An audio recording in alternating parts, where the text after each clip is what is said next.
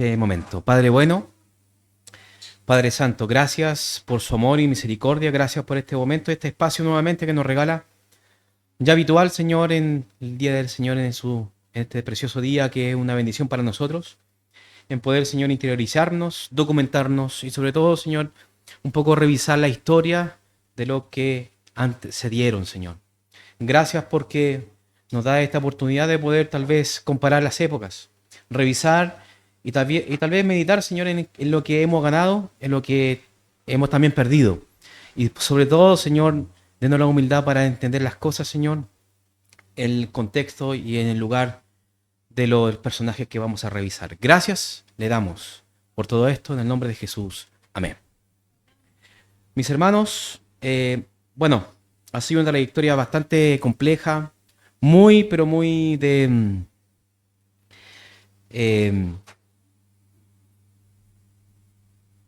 prácticamente un sinfín de sucesos han pasado en este siglo. La semana pasada vimos a inicio del siglo XX y al término de la primera década, ¿cierto?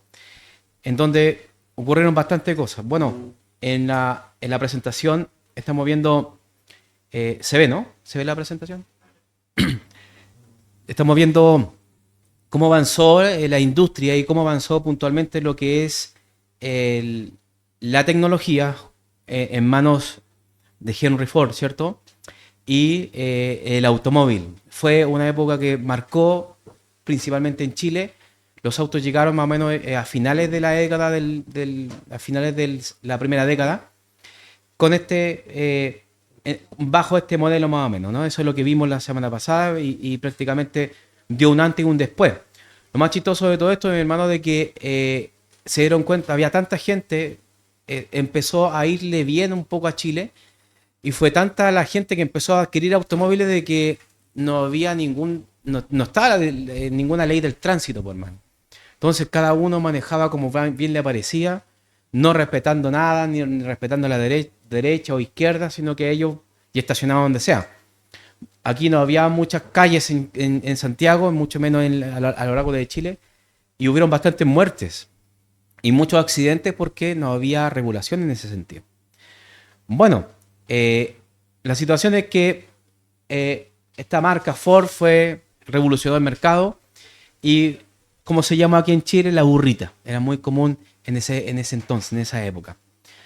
No solamente vemos una especie de revolución por parte de la industria, ¿cierto? Sino que también por el cine. No sé si tuvieron tiempo de poder tal vez ver a Charles Chaplin, ¿cierto? ¿Y por qué, y por qué Chaplin fue un referente, a pesar de que le dieron un Oscar muy tarde, ¿cierto? Pero fue un referente tal vez para la época porque Charles Chaplin mostraba y era un denunciante muy activo en lo que estaba ocurriendo en la sociedad. Había, mis hermanos, mucha, pero mucha pobreza. Y, ¿para qué decir? La clase media que nosotros muy bien conocemos, la clase emergente, tal vez un poquito más atrás, o claro, la clase más o menos media, no existía en el mundo, ¿sí? Menos aquí en Chile, o sea, aquí en Chile no había, estaba el pobre y estaba el rico, nadie más, no había una clase intermedia, tampoco expectativa también de crecimiento, sino que la economía se estaba recién asentando en esta época. Chaplin más o menos fue en 1918 las primeras películas y dentro de ellas estaba The Kid o el niño, ¿cierto? O el chico, eh, y otras películas como y en mudo, esto es mudo, hermano. O sea, había alguien dentro de la matiné en el cine tocando el piano, ¿cierto? El matiné o teatro se le decía al cine. Tocaba el piano para darle un poco de intensidad, pero en realidad la versión original era simplemente ver el cine mudo, o sea, simplemente con gestos del actor. Y por eso Charlie es y será siempre el más grande, digamos, de los referente del cine. ¿Por qué? Porque a través de, sin decir ninguna palabra, denunció puntualmente a lo que estaba ocurriendo en el mundo. Esto fue a partir de 1918 y aquí en Chile también marcó una época. En Chile también tuvimos teatro, tuvimos, perdón, cine nacional. Y ese cine era bien bueno. De hecho, hicieron películas de Bernardo Higgins, de José Guimel Carrera. Fue bastante bueno, pero siempre en el formato mudo, blanco y negro. Eso era la época y eso era el boom de la tecnología. O sea, era los top de ese tiempo. Muy bueno, muy bueno. A través también del cine también pudimos ver, mi hermano, eh, lo que ocurrió puntualmente en la Primera Guerra Mundial. También lo vimos, ¿cierto? Que ocurrió la Primera Guerra Mundial. Cuántas bajas, cuántas muertes. Eso también impactó aquí en Chile y vimos también qué ocurrió en Juan Fernández con la guerra este encuentro que tuvieron los ingleses con los alemanes enfrente de esta isla y que prácticamente Chile fue un escenario de conflicto y de bombazos. Bombazos prácticamente y fue tremendo y eso conmovió bastante al país porque estuvo muy, muy cerca a la guerra a pesar de que Chile era neutral. Eh, Muchas innovaciones, hermano, y eso hay que reconocerlo. Las guerras generan avances tecnológicos, avances, queramos o no queramos, siempre avances respecto a la industria, avances de tecnología. Lo que se avanzó es algo tan común y corriente que tal vez incluso en cada una de nuestras rejas posiblemente lo tengamos. El alambre de púas. De hecho, nosotros aquí en la iglesia lo tenemos, ¿cierto? Para resguardar un poco la seguridad. Ahí lo inventaron. Justamente en la Primera Guerra Mundial el alambre de púas se inventó para ocuparlo en las trincheras, ¿sí? Y eso es algo que quedó puntualmente en el... De hecho, el alambre de púas ni siquiera se considera como tal vez un artefacto de guerra, pero en ese tiempo sí. Y quedó en la cultura por este lado del mundo, de forma mundial en realidad, ¿cierto? Para el uso y seguridad de las casas. Además de esto, hermano, recordemos que el avión ya estaba en la Primera Guerra Mundial, ya estaba vigente, pero el avión era muy distinto, tal vez a los F-17 o F-16, tal vez que nosotros conocimos. Nada que ver, o sea, era un avión simplemente con doble ala, ¿cierto? Y con un motor y un solo diseño. Alemania está a la vanguardia, y de hecho utilizando muchísimo en este caso el combate aéreo. Y aquí en Chile solamente se ocupaba de exhibición. Solamente de exhibición aquí en Chile. Y era una novedad. Y de hecho, al punto de ser tan novedad, de que hubieron y para ser piloto era tan fácil que simplemente mantener un poco en el aire y aterrizar. 5 aviones hicieron eso en Cartagena y San Antonio, en ese tramo, pero uno no volvió. Y ese fue el conocido Teniente Bello, ¿se recuerdan? Más perdido que el Teniente Bello. Ya, el Teniente Bello viene justamente de ahí, que los primeros aviones aquí en Chile despegaron para sacar licencia de piloto y uno de ellos no volvió. ¿Y quién fue? El Teniente Bello. Pero son cosas que tal vez usted no sabía, pero hoy lo sabe, sobre todo en nuestra identidad nacional. Teniente Bello es muy conocido tal vez en este dicho, pero algunos no sabemos, no supimos, hoy día lo sabemos, quién era el Teniente Bello. Entonces, más perdido que el Teniente Bello. Terminó la guerra en 1919 con el Tratado de Versalles. ¿Se recuerdan? Tal vez los que están estudiando historia en el colegio, ¿cierto? El Tratado de Versalles, donde se puso fin a la guerra, imponiendo duras sanciones a Alemania, considerada responsable del conflicto, y se firmó en Francia el 28 de junio, obligó al país alemán a aceptar severas pérdidas territoriales, tuvo que disminuir su ejército, ¿cierto? De 800 soldados, nada más que eso, para no generar una potencia, y altos pagos de reparaciones. Este acuerdo generó un profundo descontento en Alemania y esto puntualmente fue lo que después se gatilló décadas más tarde en la Segunda Guerra Mundial, ¿cierto? Que este fue el descontento porque Alemania fue el perdedor, hermanos, queramos o no, y finalmente las sanciones fueron bastante severas, pero es guerra, ¿cierto?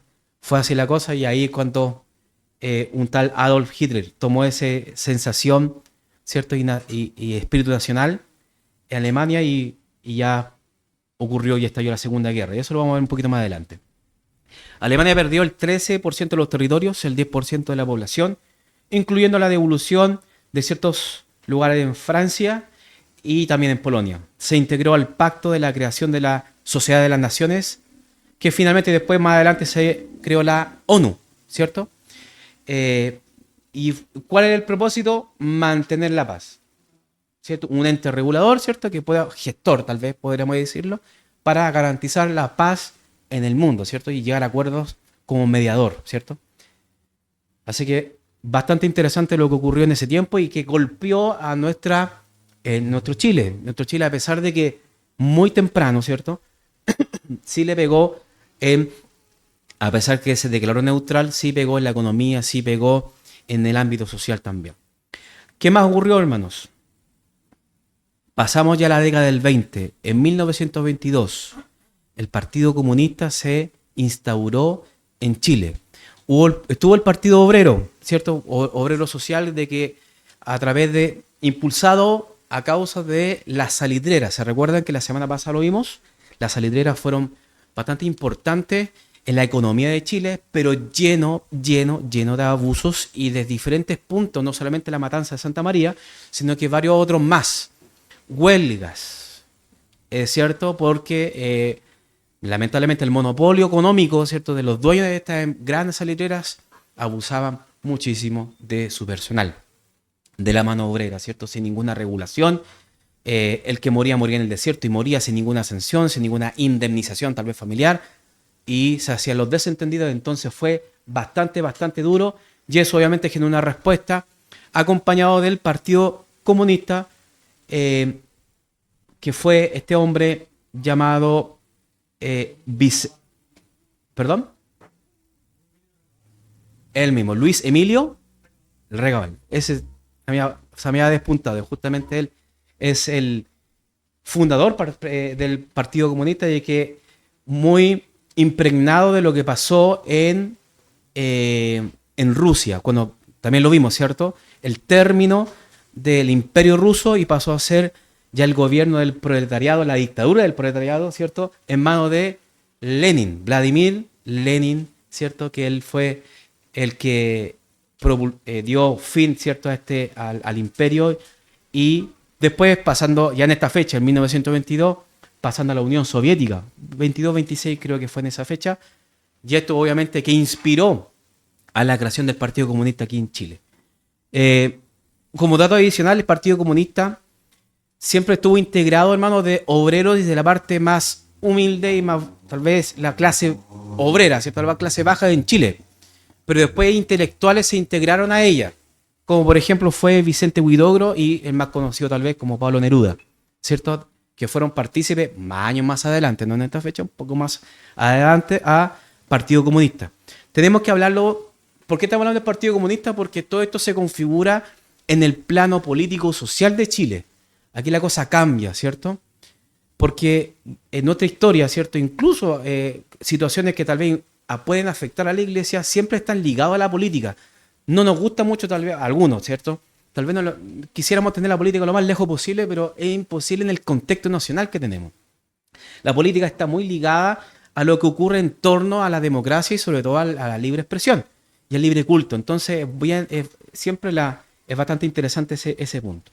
Bueno, luego en la Guerra Fría había un presidente, mis hermanos, que se llamó González Videla, que es Gabriel González Videla, que llegó al poder, esto fue un poquito más adelante, llegó al poder con ayuda del Partido Comunista, pero después, por situaciones totalmente internas al partido, gestó una ley que se llamó la Ley de Defensa Permanente de la Democracia, y el Partido Comunista en 1948 pasó a ser un partido ilegal aquí en Chile. Ilegal y perseguido, bastante perseguido. Entonces, cuando retomó, cuando ya en los años 70, ¿cierto? Bueno, 4 candidaturas menos los años 60, 50, 60, apoyaron a Salvador Allende. Y ahí retomó puntualmente la participación del Partido Comunista ya como un partido legal. Pero antes era total y absolutamente ilegal, ¿sí? Eso es parte de la historia, es parte también de lo que ocurrió en el contexto chileno. Primeramente lo que tengo que decir, hermano, es que es muy rico sándwich, ¿cierto? Muy rico churrasco. El Barro Luco es algo propiamente nuestro, ¿cierto? Nadie conoce un Barro Luco del mundo, solamente aquí en Chile sabemos a lo que se refiere a un Barro Luco, ¿cierto? Que es un churrasco queso, ¿cierto? Carne queso. Pero obviamente que tiene referencia a Ramón Barros Luco, ¿cierto? 1910, 1915.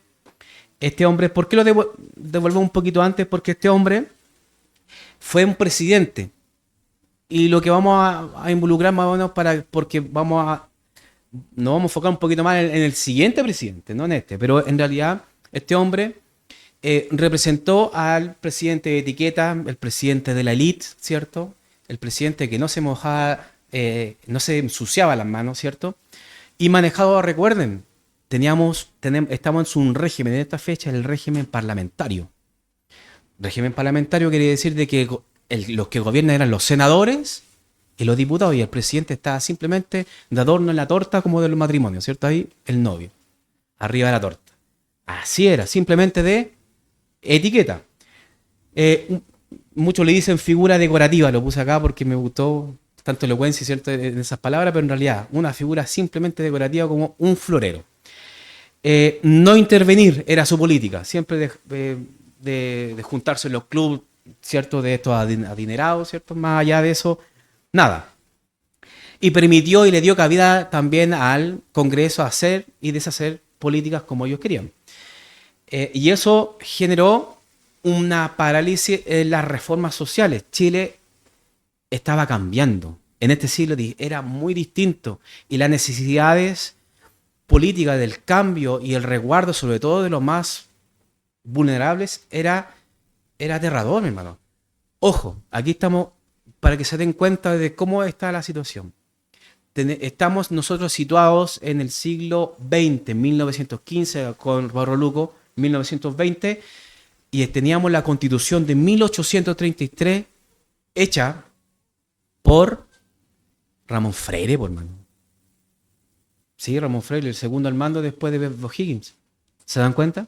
Ramón Freire, por hermano. Entonces, en la época de la independencia, se entiende, ¿no? Entonces, aquí pasó bastante agua por el puente, entonces habían que gestarse cambios. Bueno, fue precisamente este estancamiento y la falta de autoridad presidencial lo que generó, hermano, la crisis en la entrada de un presidente que es liberal, no es de etiqueta. De hecho, hermano, me da bastante risa, porque era bastante como, a ver, era un abogado, ¿cierto? Mucho estudio, un intelectual, de los mejores abogados aquí en Chile. Pero era como bastante sucio para hablar el hombre. Como bien torrante, podríamos decirlo, ¿cierto? Yo sé que los chilenos me entienden cuando les decimos así, torrante, ¿no?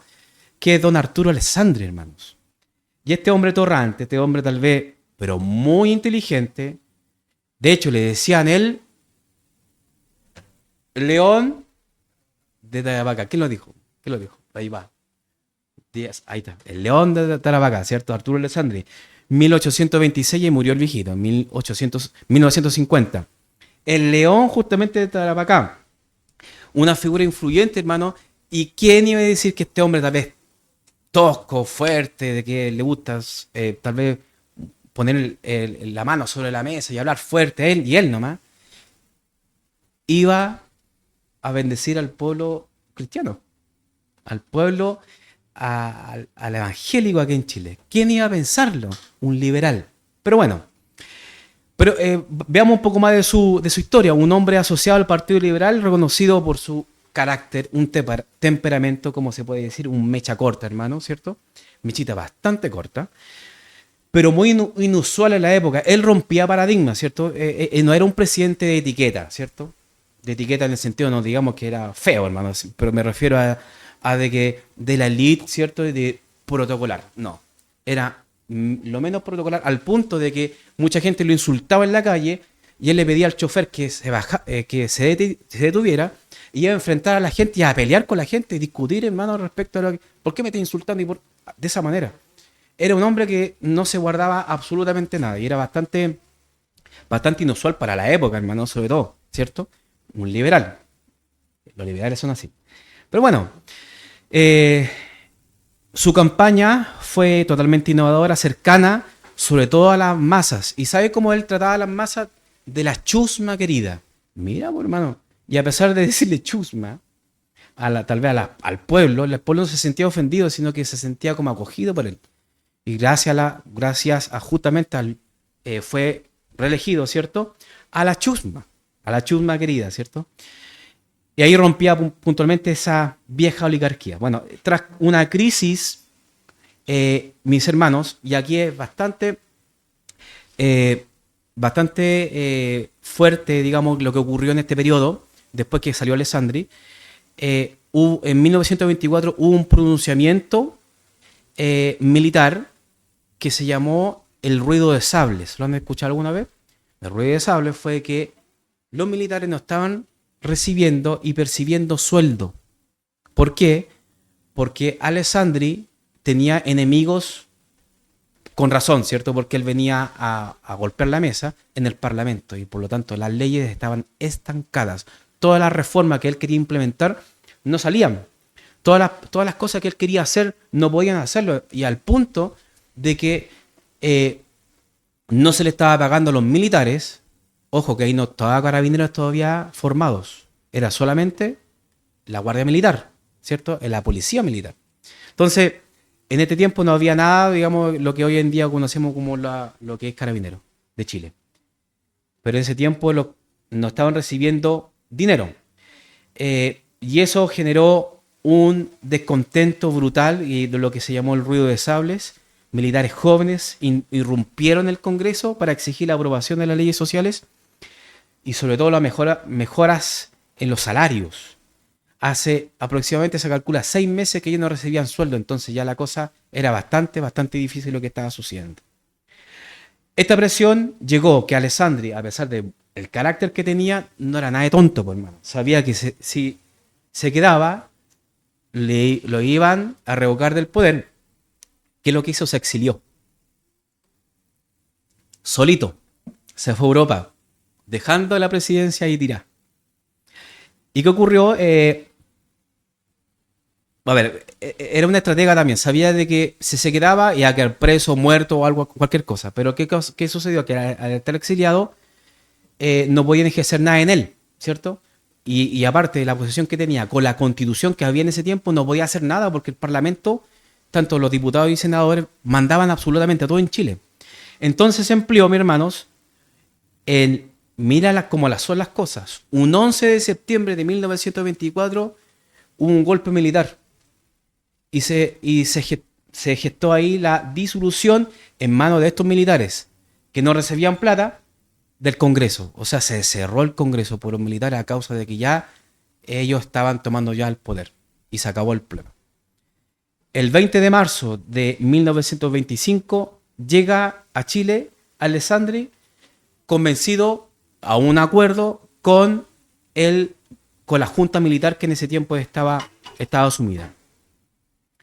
Y eso fue, hermanos, un personaje que también, un poquito más adelante vamos a verlo, que también dio estabilidad al país, queramos o no, nos guste o no, en manos de un dictador.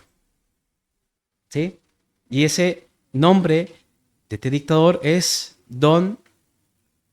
quería mostrar una fotito antes de eso. Esta fotito que les traje, que estamos mostrando ahí en pantalla, es más o menos para que ustedes vean de cómo era el contexto en Chile y que incluso habían niños trabajando, ¿cierto? Esto es una fotografía de los niños cristaleros. ¿Lo han escuchado alguna vez? Gracias a esto se generó el Sename. Se gestionó el Sename. Niños cristaleros, de la edad de todo lo que tenemos los niños de acá, de todas las edades, de a partir de los 8 o 7 años, ellos recolectaban vidrio, o sea, recolectaban envases de botella de vidrio, ¿cierto? Y ellos se trabajaba y se enviaba a las cristalerías de ese tiempo. Al punto, hermano, que fue tan fuerte la inestabilidad económica, social y política que había en el país, y que eso causó el pronunciamiento militar con el ruido de sables, de que incluso estos niños que usted está viendo en pantalla, estos niños, tal vez no se ve muy bien la fotografía, pero son niños cristareros, hicieron una marcha, hicieron una huelga puntualmente a causa de que ellos también están quedando sin trabajo. Niños, pues, hermano, o sea, para que usted pueda darse cuenta de la condición social que estábamos viviendo, o sea, era bastante fuerte lo que estaba ocurriendo en el país. Hoy día es impensado que tal vez nuestros niños podían estar trabajando. En ese tiempo era la única opción. Los niños pobres tenían que trabajar. Era así de simple. Ni pensar en el colegio. Pero es cuando salen los protestantes, ¿cierto? Con las escuelas. Qué lindo, ¿no? Bueno, ¿quién es este caballero? Le decían el caballo suelto. No, yo le dije caballo suelto, pero en realidad es un caballo, hermano. Le decían el caballo no por ser salvaje, sino que por el hecho de que era firme en sus convicciones. Don Carlos Ibáñez del Campo. Y este personaje, mis hermanos, eh, es bastante importante. Don eh, Carlos Ibáñez del Campo fue un joven coronel, fue ministro de guerra de Alessandri, pero este es un hombre que en realidad no dejó gobernar muy bien a Alessandri. ¿Sí? No lo dejó gobernar bien porque a causa de todos estos intereses militares, por cierto, obviamente de que él estaba viendo una inestabilidad y principalmente no se podía gobernar. Bueno, este joven coronel se convirtió en la sombra y principal rival de Alessandri. La presión de Ibáñez fue tan fuerte que Alessandri terminó renunciando meses después de promulgar la Constitución porque no podía gobernar con un ministro que le imponía condiciones. Ahora, las cosas de Ibáñez, vamos a hablar, hermanos, de 1925, la Constitución, vamos a echarle un ojito, porque nos interesa bastante esa Constitución, porque eso hasta el día de hoy se mantiene. Ahora, ¿qué fundó o por qué tan importante fue don Carlos Ibáñez del Campo? Fundó Carabineros de Chile, fundó la Fuerza Aérea, ¿sí? Y la Contraloría General de la República. Entidades bastante pesadas, por cierto, que hasta el día de hoy se mantienen en Chile. Este hombre, mi hermano, no es cualquier persona.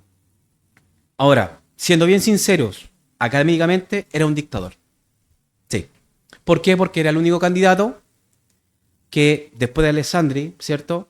Después que Alessandri dejó el poder y se exilió, él quedó al mando, ¿sí?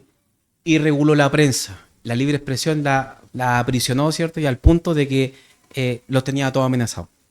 Entonces, ahora, ¿qué sucedió? De que este hombre, por su carácter, ahora, digámoslo bien, este hombre tenía elocuencia, tenía, tenía calle de diplomacia, ¿sí?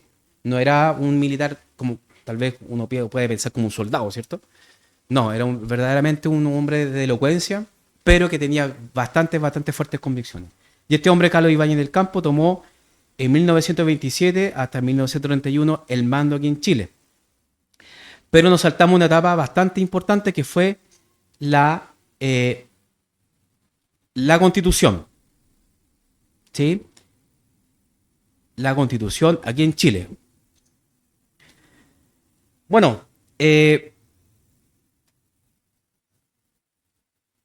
Alessandri, mi hermano, lideró directamente él. Luego de su llegada, Alessandri se exilió, llegó a un acuerdo con los militares, y ahí estaba Carlos Ibáñez del Campo, llegó a un acuerdo, y ese acuerdo fue gobernar, pero hacer cambios sustanciales como la Constitución. Ahora, él generó, como presidente lo lideró, designó a 122 integrantes y 15 supervisores para poder, en este caso, gestionar un texto, una carta magna para el país, ¿cierto? Distinta a 1833. Se hizo un plebiscito, el texto se sometió a una votación el 30 de agosto de 1925 y los votantes eligieron entre un proyecto presidencial que era de 1925, era un sobre rojo, y uno azul de mantener el régimen parlamentario. ¿Sí? Era una especie de... Era votar, ¿cierto? Pero con un sobre rojo que era el presidencialismo, como se conoce muy bien, y por otro lado uno azul que era mantener el régimen parlamentario. Entonces, ¿quién ganó en ese plebiscito? El sobre rojo, o sea, el presidencialismo. Y ahí se promulgó, ¿cuándo? El 18 de septiembre de 1925. Y quedó en vigencia en Chile un mes después, o sea, el 18 de septiembre, octubre de 1925. Que a grandes rasgos, para poder analizarlo, ¿cierto? el presidente pasó a ser el jefe de Estado y de gobierno con facultad para nombrar y remover ministros sin la censura del Congreso. O sea, aquí pasó a ser jefe puntualmente de Estado. ¿Qué se logró? Algo histórico. Se puso fin a la religión oficial, garantizando el libre culto. También se garantizó el Estado social. La Constitución consagró el derecho de la previsión social, la protección del trabajo y sobre todo la salud. Y leyes periódicas. Se eliminó la facultad del Congreso a usar un presupuesto nacional como una herramienta de presión política. Ellos manejaban el dinero. Entonces eso, sin dinero, no se hace absolutamente nada. Ahora, bajo nuestra posición, ¿cierto? Bajo nuestro lente, el Estado pasó a ser neutral, como un árbitro imparcial frente a las diferentes diversidades y creencias. Aquí se generó un Estado para todos los chilenos de diferentes tipos de creencias. Católicos, protestantes, ateos, etc. Soberanía civil. Terminar con disputas sobre el nombramiento de obispos. Eso también. Muy apropiado también decir. Alessandri llegó también a términos. De hecho, habló hasta con el propio Vaticano. Con Roma. ¿Sí? Con Roma habló para poder llegar a un acuerdo y que fuese una especie de transición de un Estado oficial católico a un Estado laico. Llegó de acuerdos también y no fue. Y fue bastante. De a poco, ¿cierto? Que eso se llegó a un acuerdo con Roma. Armonía, Alessandri tuvo también, hermanos, marcado ciertos slogans, ¿cierto? Que él, sobre todo su posición tal vez personal. La libertad de conciencia que él promovía era la bandera que él ocupó para poder hacer este slogans a favor de la Constitución de 1925. Él sabía que Chile en algún momento iba a estallar. Chile que la clase obrera iba a tomar tanta fuerza de que iba a haber una especie de revolución. Entonces, para evitar la revolución, él decía, para evitar revolución, la evolución. Y como él entendía, a través de una carta magna, ¿cierto? A través de la Constitución.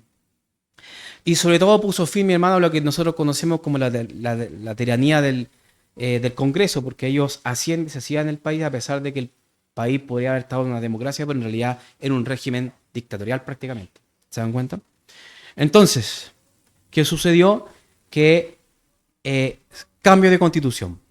Hubo ciertas reacciones aquí en Chile. En 1925, por lado de la iglesia y por lado de la fuerza militar, con la iglesia se tuvo, católica, el Estado tuvo una especie de divorcio, ¿sí? Pero en buenos términos, para que se pueda entender, ¿sí? En paz, ¿cierto? Se pusieron de acuerdo, o sea, el acuerdo fue, el que hizo Alessandri, fue con Roma, fue, te saco del Estado, pero tú mantén los terrenos, las iglesias y todo lo que puntualmente es los bienes aquí en Chile. Entonces, obviamente que a Roma no le importó mucho y bueno, hagámoslo de esa manera, ¿cierto? Porque no le quitó nada lo que ya le pertenecía, ¿cierto? Que son bastante terreno y bastantes cosas que aquí tienen en Chile. También Alessandri volvió, hermano, como le comentaba, del exilio gracias a los militares, pero ellos no querían soltar el poder. No querían soltar el poder. Entonces ahí es cuando Carlos Ibáñez del Campo toma finalmente en 1927 el poder, ¿sí? O sea, tenemos a Alessandri de que viene, se hace presidente, se escapa, después vuelve, hace la constitución, pasa unos meses y renuncia. Y ahí llega a elecciones Carlos Ibáñez del Campo, siendo él pasar de ministro de guerra a pasar a presidente de la República, pero claramente en una dictadura, ¿sí? Y eso hay que reconocerlo. Quiero mostrarles más o menos de qué cambios en este rango de tiempo que tenemos ¿Qué cambió en nuestra constitución? Recordemos, esa es la constitución de 1833. Recordemos que religión se escribía en ese tiempo con J, no había problema, ¿cierto?, de ortografía, sino que era así. Hoy es con G. Pero lo que dice ahí que la religión, artículo 3 de la Constitución de 1833, la religión de la República de Chile es católica apostólica romana, ¿cierto? Entonces ahí por sentado nos deja afuera a todos los protestantes aquí en Chile. Y ahí gracias a esto, gracias a la gestión de que hemos visto ya a lo largo de este tiempo, Trumbull, Canut, ¿cierto? Irafetra, los metodistas, ¿cierto? Fue un trabajo de todos para poder tener cabida puntualmente en la sociedad y ser representado aquí en nuestro país. ¿Qué ocurrió? 1925, y aquí me quiero detener un poquito para que podamos, tal vez no nos alcanza a leer, pero esto es parte del artículo 10, inciso 2, dice lo siguiente, 1925, a ver si nos favorece o no favorece. La manifestación de todas las creencias, la libertad de conciencia y ejercicio libre de todos los cultos que no se opongan a la moral, a las buenas costumbres, al orden público, pudiendo, por tanto, las respectivas confesiones religiosas erigir y conservar templos y sus dependencias con las condiciones de seguridad e higiene con J y fijadas por las leyes ordenadas. Las iglesias, las confesiones e instituciones religiosas de cualquier culto tendrán derecho de otorgar y reconocer con respecto a los bienes las leyes actuales en vigor, pero quedarán sometidas dentro de la garantía de esta Constitución al derecho común para el ejercicio del dominio de sus bienes futuros. Los templos y sus dependencias destinados al servicio de un culto estarán exentos de contribuciones. La libertad de emitir sin censura previa sus opiniones de palabra o por escrito por medio de la prensa en cualquier otra forma, sin prejuicio de responder de los delitos y abusos que se cometan en el ejercicio de esta libertad en la forma y las cosas determinadas de la ley, con I latina. Derecho a reunirse sin permiso previo, sin armas, en las plazas, calles, demás lugares de uso público. El Estado propenderá a la conveniente división de la propiedad y a la constitución de la propiedad familiar. Es decir, de que con este documento, hermano, 1925, artículo 10, favorecía absolutamente al mundo protestante, al mundo evangélico acá en Chile. O sea, pueden predicar libremente en las calles en cualquier lugar mientras no se afecte en la moral y las buenas costumbres. Eso es lo que quedó plasmado en la Constitución de 1925. Si analizamos la Constitución actual, ¿sí?, con todas las reformas que se hicieron, más o menos para que tengamos entendido, ¿no? Y esto sacado también de la Cámara del Congreso, dice así, leamos y con esto vamos ya a terminar. Dice, la libertad de conciencia actual, ¿no? La manifestación de todas las creencias en el ejercicio libre de todos los cultos no se oponga a la moral o a las buenas costumbres o al orden público. Eso está, o sea, podemos nosotros tener libre culto y libre conciencia. Creer lo que nosotros queremos, sin que ninguna entidad nos pueda decir nada. Las confesiones religiosas, ahora con G de gato, ¿cierto? Las confesiones religiosas podrán erigir y conservar templos y sus dependencias bajo las condiciones de seguridad y higiene fijadas por la ley y ordenanzas. Las iglesias, las confesiones, las instituciones religiosas de cualquier culto tendrán los derechos de otorgar y reconocen, con respecto a los bienes, las leyes actuales en vigor, los templos y sus dependencias, destinados exclusivamente al servicio de un culto, estarán exentos de toda clase de contribuciones. El derecho a reunirse pacíficamente, sin permiso y sin armas. Las reuniones en las plazas, calles y demás lugares de uso público se regirán por las disposiciones generales de la policía. Es decir, tenemos derecho a estar en la calle. Y antes no lo teníamos, 1833. Es decir, mis hermanos, estamos con plena libertad de poder expresar nuestra fe. Y de hecho, un dato adicional, Si nosotros estamos predicando en la calle y tal vez el orden público no quiera interrumpir lo que está sucediendo ahí, ellos no pueden detener el sermón.